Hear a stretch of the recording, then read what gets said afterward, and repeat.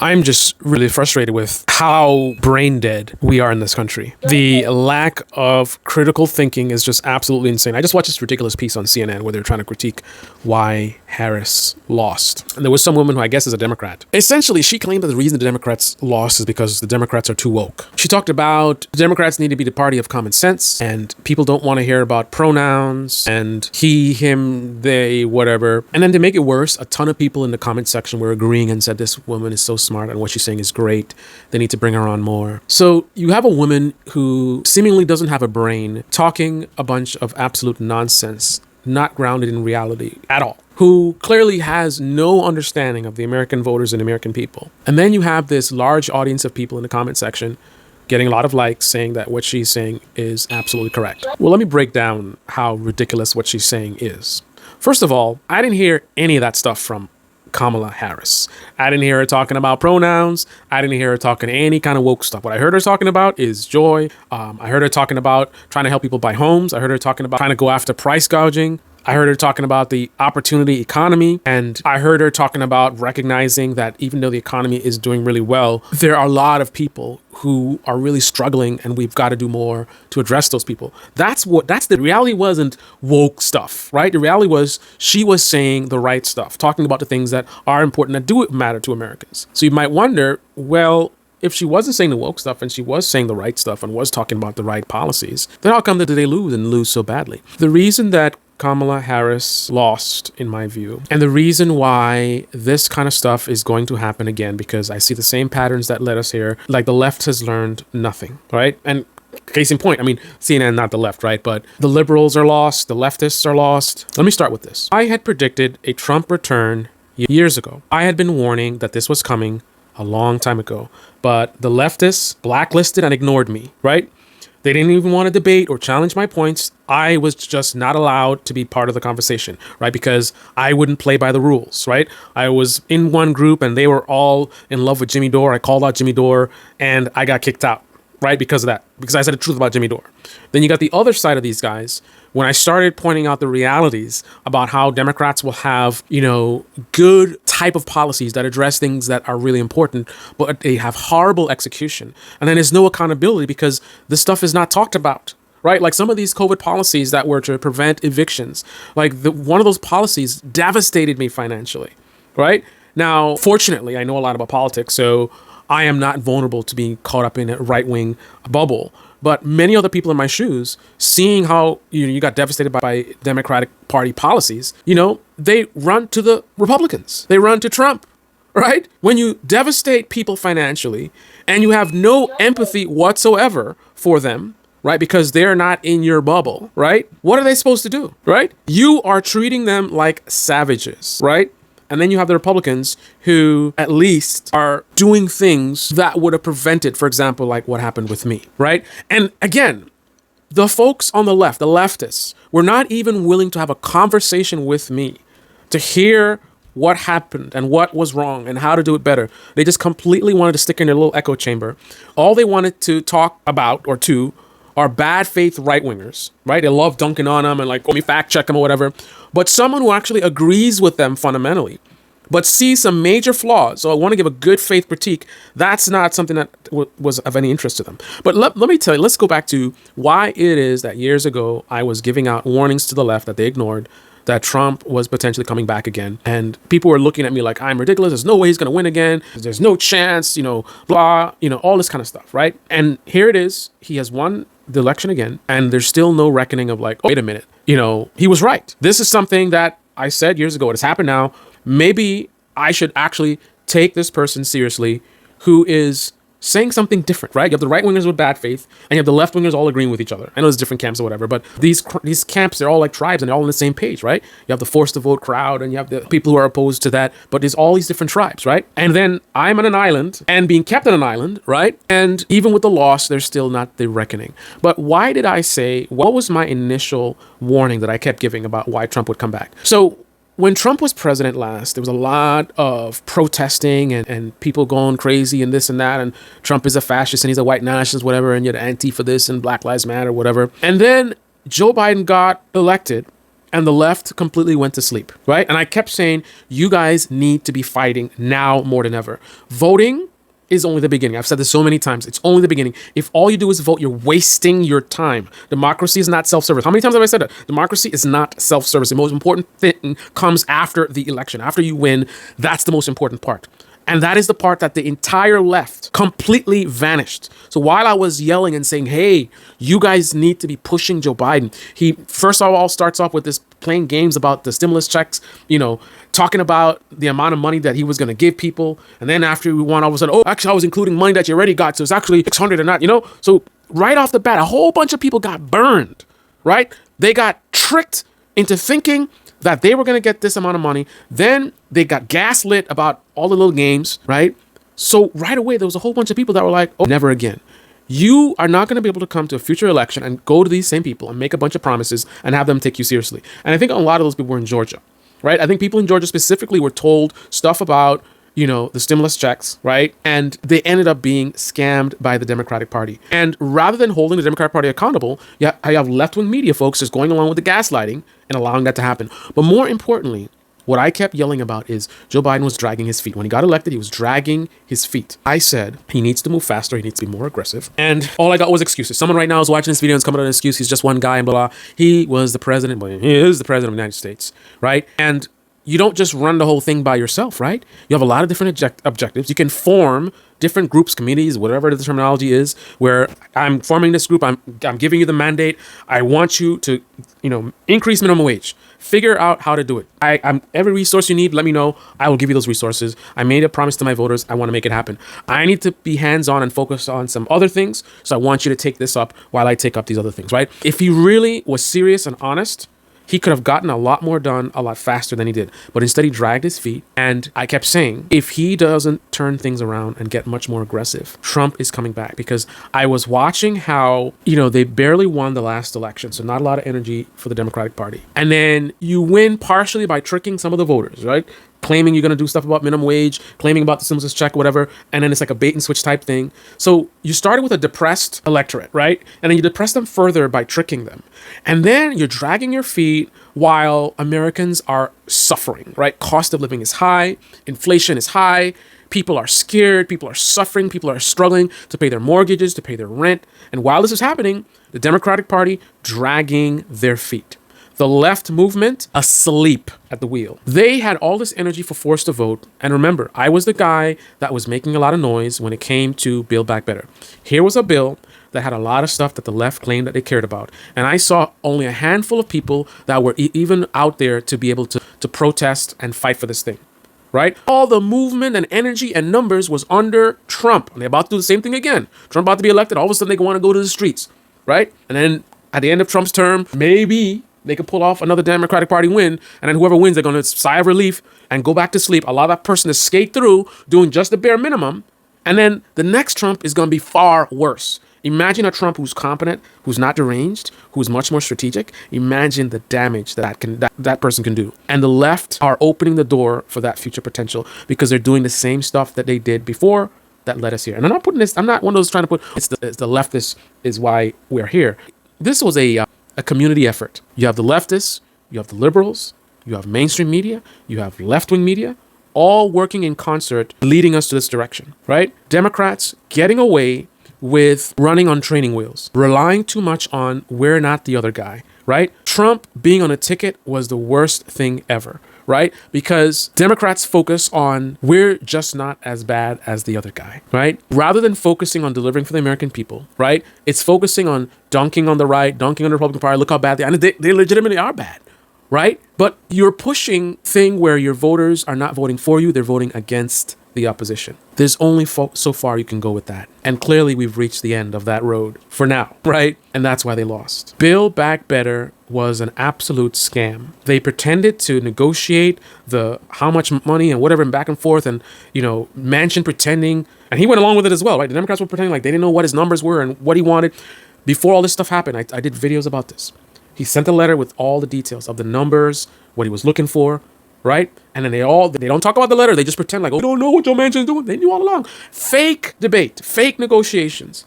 about this Build Back Better. And then they just brought it down and removed this, removed that, removed this, removed that. And then what do you know? At the end of the day, they ended up at, I think, right around the number that Joe Manchin had said to them from the very beginning. Was a lot of this called out by left-wing media? No. So the bill completely collapses. That, I also pointed out, was a major turning point, right? Because you had a Democratic Party that was dragging their feet, not doing much. They barely won the election.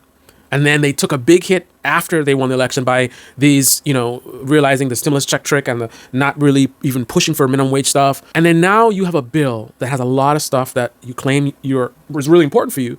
And we didn't see the Black Lives Matter level type of movement behind it. We didn't see the force the vote type of movement. We had clowns like Jimmy Dore who was making all this noise about force the vote. Where was he for Build Back Better, right? So that bill completely went away. And I believe I was saying at the time that if you allow this bill to not be passed, if you don't make this happen right now, it's going to be, I think I had said something like 8 years or whatever, or a decade before you have another chance to really make some positive change again. Because, after Joe Biden's presidency, Trump or somebody like Trump will come back, right? And here we are. Joe Biden, and some of his fans will say Joe Biden did accomplish a good amount.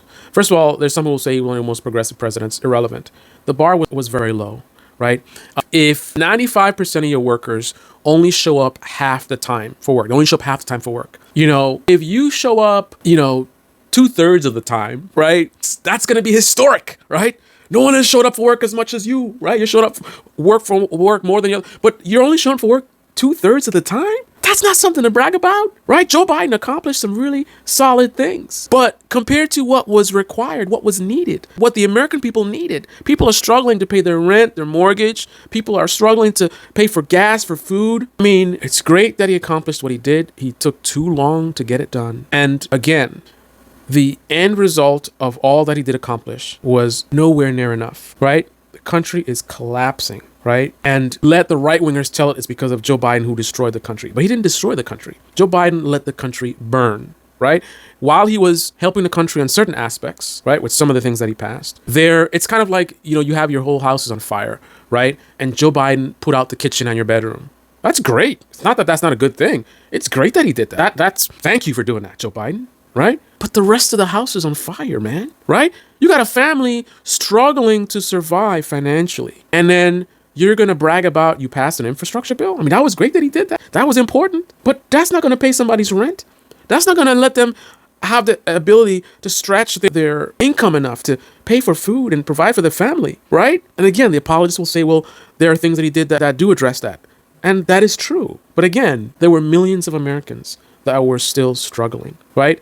And it's not about being perfect and getting every single body, but this is not a small group. There was tons of people in this country struggling to survive while Joe Biden is taking his sweet time. The same way he took his sweet time to get out of the race, forcing Kamala to do this rush campaign, right? No time. She had to slap together her policies and slap this whole campaign together. And I would say, I think she did pretty good considering the time. She made some big mistakes. I mean, I think if she could have pushed things more aggressively in a more populist direction, going against the machine, going against the establishment, I mean, if she could have really talked that up, I mean, she kind of started with that kind of energy, right? But she, in the end, started moving to the center and started focusing on trying to quit Republicans. That ain't it, man. That ain't it. So like I said, it's not just one piece. I mean, it's Joe Biden and the Democrats dragging their feet, and then Joe Biden, jumping out too late, and then Kamala having a quick campaign, and then Kamala going to the center. All these things are dominoes that lead us to where we are right now with the Trump landslide victory. So let me get more to the specifics. I think Trump gained about 250,000 or something like that votes compared to the last election. So he did not massively expand his support. I mean, when you put it in context of like people worried about it, Joe Rogan had millions of people. Okay, millions of people, but he only got 250,000 more votes, I believe, than the last time. Right, so there wasn't some massive. I mean, that's sizable because remember the last election, Joe Biden won by something like 47,000. So obviously 250,000 is way more than that. But in comparison to all these podcasts and this stuff that people are worried about, I mean, massive audiences, I don't know that 250,000 is really representative of some major, like, whoa. Certainly not when you compare it to what happened on the Democratic side. They went down over 3 million, and that would be how Trump won the popular vote, right? They went down by over 3 million. So I think, I would want to say that the reason that Trump won is mainly based on the Democrats losing. But with Trump's gain of 200 and something thousand, if Kamala only did as well as Joe Biden, she would have still lost. Right? Obviously, she would have needed to get, say, 270 or 280,000 more votes than Joe Biden got the last time. If I'm wrong on that math, you can comment in the comment section below. But she would have needed to expand things, massively compared to what Joe Biden did. Instead, we got a major lose in terms of, loss of votes. So where do those votes go? I told you already from the very beginning, right? The energy for the Democratic Party was low when Joe Biden won. He barely squeaked through. And you got to think about the context. Look at who he's running against, a buffoon, right? And how does he only get 40-something thousand votes more than a buffoon, right? That is to tell you the levels of how the base was so depressed, right? Then he depresses the base even further, right? So these are all people who would vote for Democrats, getting turned off by the stimulus check thing, getting turned off by the promising to do these things, and he gets elected. Now he doesn't want to talk about him anymore. Then they're dragging the feet. Then it's kind of like, why did we vote for this guy? Right? We didn't even like him. Many people voted and didn't even like him. He was saying all kind of stuff. He's going to do this and do that and whatever. And they didn't want Trump. And then they come in office and it's like, what do we get for our votes? Right? Then by the time he starts doing stuff towards the end, are people even paying attention? A lot of people checked out. Right? And then you're coming in talking about, fascism and this and that and Trump, gonna last election and whatever. And sure, people see it or whatever, but you just can't keep dragging people along and playing them for fools and tricking them and, talking a good game, and then you get in office and then you drag your feet. You keep burning people over and over again. At some point in time, they're going to be like, what is going on? The reason that the Democrats lost, and the reason that they lost so badly, well, one of the major reasons, is because a lot of the people who would vote for them, not because of they're worried about wokeness or whatever, they're just not enthusiastic about the Democratic Party anymore, right? They've lost faith in the party. A lot of people, contrary to that person on CNN, are not thinking about, I don't want to vote for Democrats because they're too woke. No, they're thinking about, what am I going to get for voting for Democrats, right? I voted for them the last time, and what did I get? People can say, accomplish this and that. Okay, that's fine. But there's millions of Americans who didn't really see themselves what they got for their vote the last time. So when Kamala starts saying stuff, and it's kind of like, okay, this thing about loans and whatever sounds good, but you know what? Stuff that Democrats said before sounded good too. But then when they won, it's like, where is the stuff you promised us? So then people, when election day comes, they just kind of like, they feel like it's the same. It's not the same. They're not Republicans, Democrats, not the same. But this is the road. This is the destination. This is where you have taken some 4 million, close to 4 million voters, right? You have been draining the life and energy out of these people, right? Democratic Party, letdown after letdown, right? I'm going to give you a little anecdotal story that kind of gives you an example of this kind of dynamic. I have a family member who, I don't know, probably been 15 years by now. Every once in a while, he comes to me and he says he has this great business idea. He wants to start a business doing X or Y or Z. And 99% of the time, as far as I see, absolutely nothing comes of it. It's not even like he starts the business and then it struggles and then whatever. It's just him saying this and whatever ideas, and then that's it. Nothing comes of it. So now, maybe I would have had some level of enthusiasm, like, sounds like a cool idea. Now, whenever he comes to me and he says like, hey man, I want to do this business thing, I'm just checked out, bro. I'm checked out. I'm numb to him coming to me talking about some business ideas. I expect it to amount to nothing, so I don't waste my energy thinking about it too hard. I don't have any interest in getting involved in whatever he's talking about. I'm checked out. Over 3 million Democratic voters, in my view, have checked out. They're sick and tired of the Democratic Party and their promises and their big talk and dragging their feet and relying on, pointing out how insane the Republicans are. These games are done, right? People are done with this. You can't keep pulling the same scam to eternity. At some point in time, the chickens come home, right? And that's what's happening right now. You've been playing with the voters for a very long time. And now the voters are just checked out. And I know people look at it, but how can you check out and realizing the stakes or whatever? Look, man, I think a good amount of these people are not even necessarily aware of how bad things are now and what the stakes were because they checked out, right? They gave up on politics, right? They got into this sort of negative, like, it's all the same and what's the point? And I've been there, man. Before I got involved in politics, before 2016, that was me, man. I felt like voting for what, right? I felt like my vote didn't matter. In those days, I wasn't watching the news and following stuff, so I wouldn't have known, what's happening with the Supreme Court, what's about to happen with the Supreme Court, and the implications for decades. I wouldn't have known that stuff because I wasn't all up in the news and watching and following this stuff because I was just disconnected and checked out. And I think a lot of the American voters, the people who would vote for Democrats, have checked out. Some of them have moved to the other party, moved to the other side. They got frustrated, and then they got caught up in, nonsense rhetoric from people like Ben Shapiro, and they are now Republicans, right? And now what's going to happen? There's going to be a big movement from the left. They're going to go and we got to fight against fascism. We got to save our country, and protests and maybe riots and summer of love. It's funny how a lot of right wingers talk about, summer of love, whatever. And that was under Trump, and now they voted in Trump. So now we're gonna go back to that chaos with Trump in office, chaos with protesting and whatever. We were on recovery, heading back to normalcy. The only thing that main thing we needed to figure out was inflation, right? And not inflation itself, but cost of living. We got to get to a point where people's income is matching more so with the costs, right? But otherwise, things are heading in a positive direction. We don't have protests all over the place and, chaotic White House. But now that's what's about to happen. Trump's about to have a bunch of wackos in his administration doing all kind of craziness and scandals and back and forth. Media is about to make a ton of money, independent and left wing. Independent media and mainstream media about to make a lot of money. Look what Trump did, and Trump said this, and it's not. I'm not like discounting. Like he's gonna legitimately do some crazy stuff that's dangerous and scary, But unfortunately, that also means that they're gonna make a ton of money and they're gonna have fun pretending like, oh my goodness, when they don't care about that stuff. It's we the people that's gonna have to suffer. Those multi-millionaires that are hosts on CNN, MSNBC, they gonna be good, man. These YouTubers that are growing their channels and getting big, multi-millions of subscribers, they gonna be good, man. They not gonna be stuck with we're the ones who gonna have to suffer the consequences. But anyway, they have all this energy, and then maybe, after Trump gets out of office, if he does get out of office, maybe they get a Democrat back in office, and then as soon as they win, they gonna go right back to sleep again.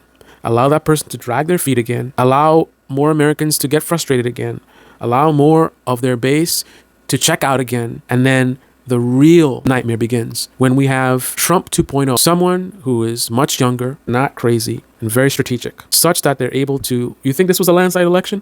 This person can pull a ton of folks, liberals, a ton of liberals will be voting for that guy or lady, more likely a guy. They're gonna pull all the Republican voters and pull a bunch of Democratic voters too, in a big way, and gonna do so much damage and so clever that the media is not even gonna know what's going on. By the time they know what's going on, it's gonna be too late, right? And then in this moment, the part of the left that actually doesn't get caught up in it, they're gonna be trying to, let's protest, whatever.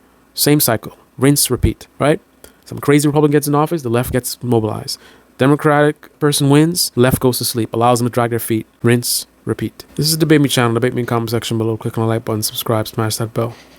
Be well.